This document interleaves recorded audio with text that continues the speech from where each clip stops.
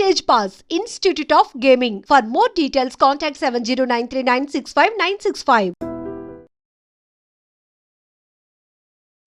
Namaste, welcome to iDream Talking Point with Kavita.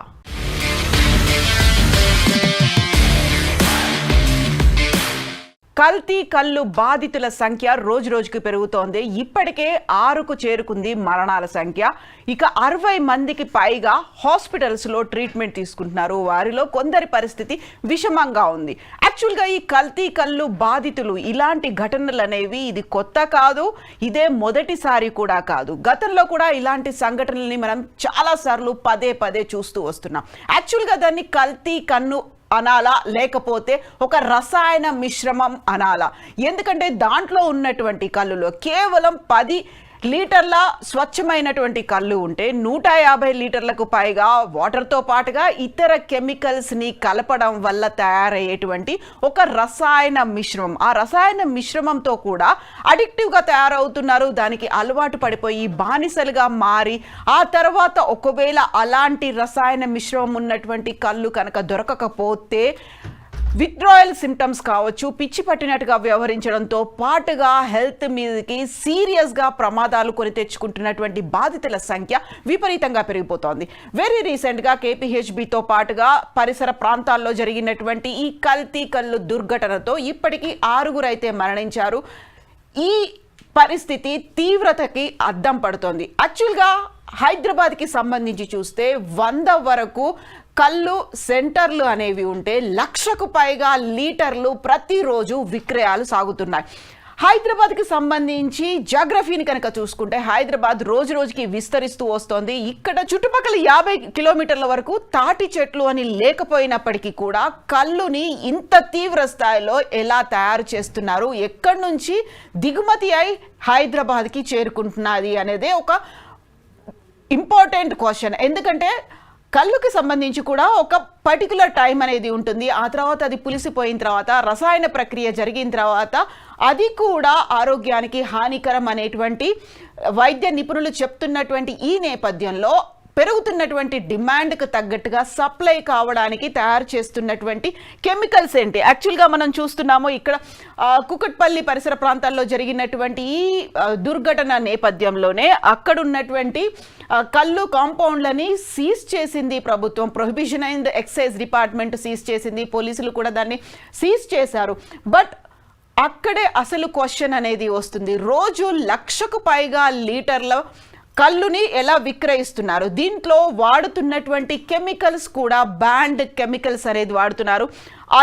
Alprazolam, diazepam, క్లోరస్ hydrate ఇలాంటి వాటిని వాడడం వల్ల హెల్త్ మీద విపరీతమైనటువంటి ఎఫెక్ట్ పడుతుంది.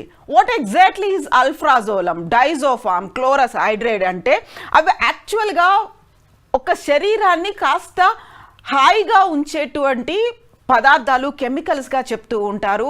రిలాక్సేషన్ కోసం ఉపయోగపడేవి. మెల్లిగా కొంచెం కొంచెం మోతాదుని ఎక్కువ కనుక చేస్తే ఎపిలెప్సీ అంటే మూర్ఛ వచ్చేటువంటి వ్యాధి లక్షణాలు కూడా ఉంటాయి. ఈ తీవ్రత అనేది రికమెండెడ్ లిమిట్స్లో కనుక లేకపోతే, రికమెండెడ్ పోర్షన్స్లో కనుక లేకపోతే అది నాడీ వ్యవస్థ మీద ఎఫెక్ట్ చూపిస్తుంది, హార్ట్ మీద ఎఫెక్ట్ చూపిస్తుంది. ఎట్ ద సేమ్ టైం కిడ్నీలు కూడా పనిచేయడం మానేస్తాయి. స్పృహ కోల్పోయి అదే మత్తులో ఉండడంతో పాటుగా లేవలేని పరిస్థితులు కూడా కనిపిస్తాయి. మనలో చాలామంది చూస్తూ ఉంటారు రోడ్ల మీద పడిపోయినటువంటి వ్యక్తుల్ని, నిద్రతో ఉన్నటువంటి వ్యక్తుల్ని ఎంత లేపినా లేవనటువంటి కొంతమంది పర్సన్స్ కళ్ళు కాంపౌండ్ల దగ్గర అలాగే వైన్ షాప్ల ముందు పడిపోయి కనిపిస్తూ ఉంటారు. వాటన్నిటికీ ప్రధానమైనటువంటి కారణం అందులో ఉన్నటువంటి కెమికల్స్. యాక్చువల్గా ఈ సీసాలు కనిపిస్తుందంతా కల్తీ కళ్ళు. దీన్ని కెమికల్స్తో కూడినటువంటి కళ్ళు. మరికొన్ని చోట్ల సింథటిక్ కళ్ళును కూడా తయారు చేస్తూ ఉంటారు.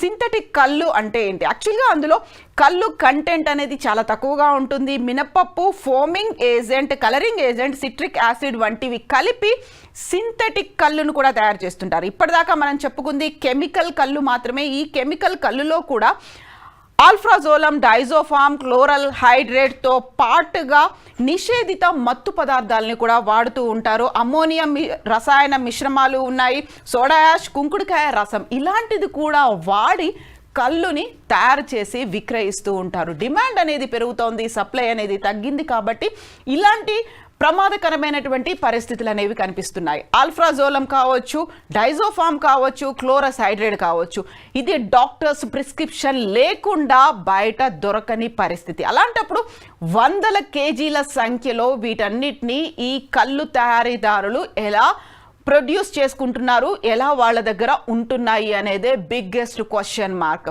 యాక్చువల్గా ఏ రాష్ట్రాలు కల్తీ కళ్ళును బ్యాన్ చేశాయి? ఇక్కడ మనం చూస్తున్నటువంటి ఈ విజువల్స్లో డిఫరెంట్ హాస్పిటల్స్లో ఐసీలో ఉన్నటువంటి బాధితులని మనం చూస్తున్నాం.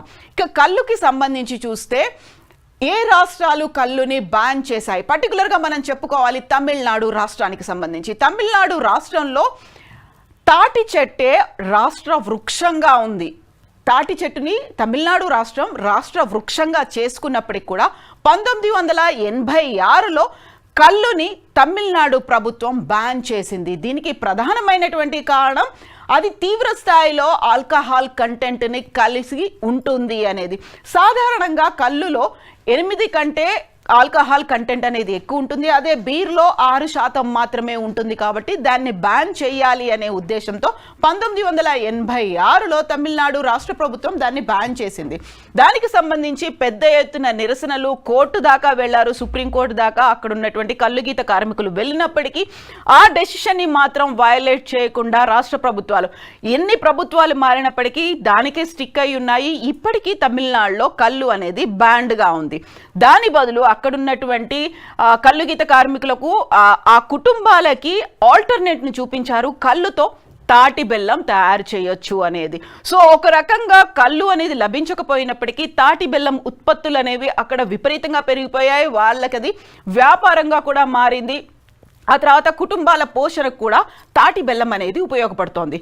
దీంతో పాటుగా బీహార్ గవర్నమెంట్ కూడా కళ్ళుని నిషేధించింది 2016లో. అప్పుడు నితీష్ కుమార్ గవర్నమెంట్ అప్పటి నుంచి దీన్ని కంటిన్యూ చేస్తోంది. అది డ్రై స్టేట్గా ఉంది.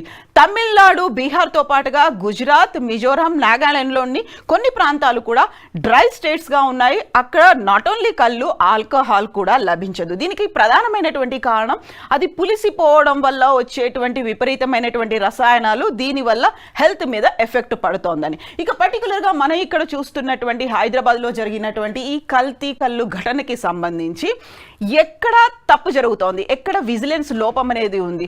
యాక్చువల్గా ఈ ఇప్పుడు కలుపుతున్నటువంటి ఈ కల్తీ కళ్ళు బాధితులకు సంబంధించి చూసిన దాంట్లో 3 కెమికల్స్ ఉన్నాయి: ఆల్ఫ్రాజోలం, డైజోఫామ్, క్లోరల్ హైడ్రేట్. ఈ మూడింటిని నిషేధిత డ్రగ్స్ జాబితాలో చేర్చినప్పటికి కూడా అది కూడా తెలుసు, ప్రొహిబిషన్ అండ్ ఎక్సైజ్ డిపార్ట్మెంట్కు తెలుసు. అడపాదడపా ఇలాంటి ఇన్సిడెంట్స్ జరిగినప్పటికి కూడా ఖచ్చితమైనటువంటి విజిలెన్స్ని ఎందుకు పెట్టలేకపోయారు? 6 ప్రాణాలు పోయాయి, 60 మందికి పైగా ఇప్పటికీ హాస్పిటల్స్లో ఉన్నటువంటి సంఘటన. ఎందుకని ఇలాంటి ఘటనలు పదే పునరావృతం అవుతున్నాయి? ఈ 3 రకాల కెమికల్స్ని వాడడం వల్ల వాళ్ళు అడిక్టివ్గా మారిపోతారు. ఒకవేళ సడన్గా దొరకని కండిషన్ ఉంటే విత్డ్రావల్ సిమ్టమ్స్ ఉంటాయి. వీక్షకులకి గుర్తుండే ఉంటుంది, నిజామాబాద్లో కొంతమంది కళ్ళు తాగేటువంటి వ్యక్తులు కళ్ళు కాంపౌండ్ల ముందర నిరసన కూడా చేశారు. ఎందుకంటే వాళ్ళకి అదే కళ్ళు, అదే రసాయనాలతో కూడినటువంటి కళ్ళు కావాలి అనేది. ఇప్పుడు ఇక్కడ మనం గాంధీ హాస్పిటల్తో పాటుగా ఉస్మానియా హాస్పిటల్, నిమ్స్ హాస్పిటల్లో కూడా బాధితులు ఉన్నప్పటికీ చాలా వరకు ఎర్రగడ్డ మెంటల్ హాస్పిటల్లో కూడా కళ్ళు, ఈ రసాయన కళ్ళు బాధితులు అనేవాళ్ళు అడ్మిట్ అవుతుంటారు. దానికి ప్రధానమైనటువంటి కారణం పిచ్చి పట్టినట్టుగా వ్యవహరించడం అనేది. ఈ మూడిటితో ఉండేటువంటి సైడ్ ఎఫెక్ట్స్ ఒక రకంగా హెల్త్ మీద ఎఫెక్ట్ చూపిస్తుంది. ఆ తర్వాత మానసికంగా కూడా ఎఫెక్ట్ చూపించేటువంటి లక్షణాలు ఈ 3 రసాయనాల్లో ఉన్నాయి. దీంతో పాటుగా సింథటిక్ కళ్ళు, అలాగే మిగతా నిషేధిత రసాయనాలతో తయారు చేస్తున్నటువంటి కళ్ళు, వీటన్నిటి మీద కూడా దృష్టి పెట్టాల్సినటువంటి అవసరం అయితే ఉంది.